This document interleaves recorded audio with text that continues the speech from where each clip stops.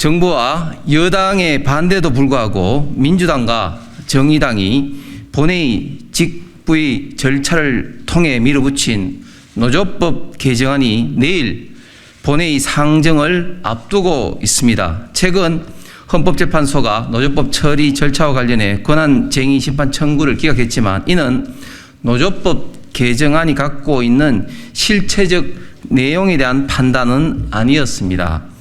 노동조합법 제2조, 제3조 개정안은 불법 파업마저도 법으로 보호하자는 반법치주의적 내용을 포함하고 있고 특히 근로계약의 당사자를 넘어 근로조건에 대해 실질적 구체적 지배 결정하는 자로 확대 해석하도록 규정을 바꾸는 것은 제형 법정주의에 위배되는 명백한 반헌법적 내용을 갖고 있는 치명적인 문제점을 갖고 있습니다. 따라서 이 법이 통과될 경우 노동조합의 불법 행위는 증가해서 기업 활동은 위축될 것이 명확하냐고 대립적 노사관계로 몸살을 앓고 있는 우리나라 산업 현장은 더욱 혼란에 빠질 것이 자명합니다.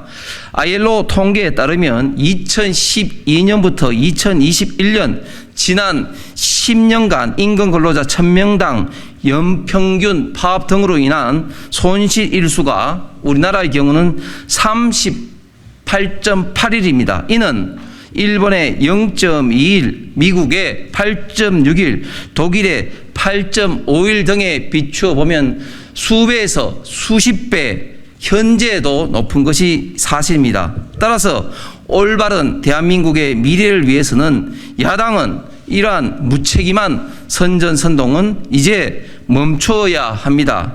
이를 위해 오늘 직접 회견장에 나와주신 한국경영자총협회, 대한상공회의소, 한국경제인협회, 한국무역협회, 중소기업중앙회, 한국중견기업연합회, 경제 6단체 부회장님들께서 직접 나오셔서 경제계 입장을 기탄 없이 말씀해 주시겠습니다. 경총회 이동근 부회장입니다.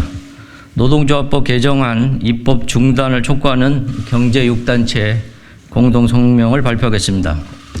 야당은 11월 9일 국회 본회의에서 경제계와 여당의 강한 반대에도 불구하고 노동조합법 제2조 제3조 개정안을 통과시키겠다는 입장입니다.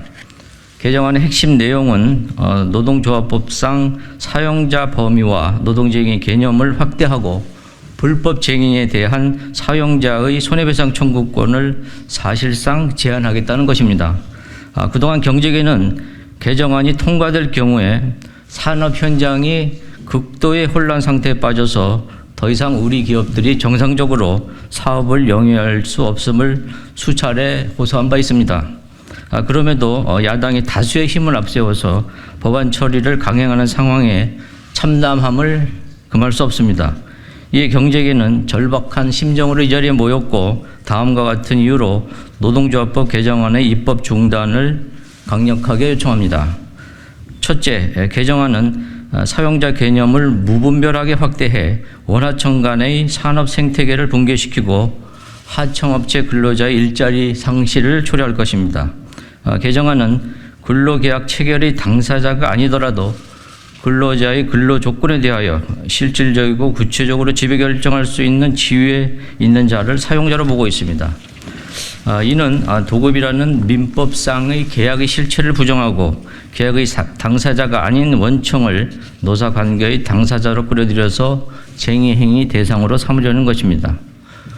국내 산업이 자동차, 조선, 건설 등 업종별로 다양한 협업체계로 구성되어 있는 상황에서 원청 기업들 상대로 끊임없는 쟁의 행위가 발생한다면 원하청 간의 산업 생태계는 붕괴될 것입니다.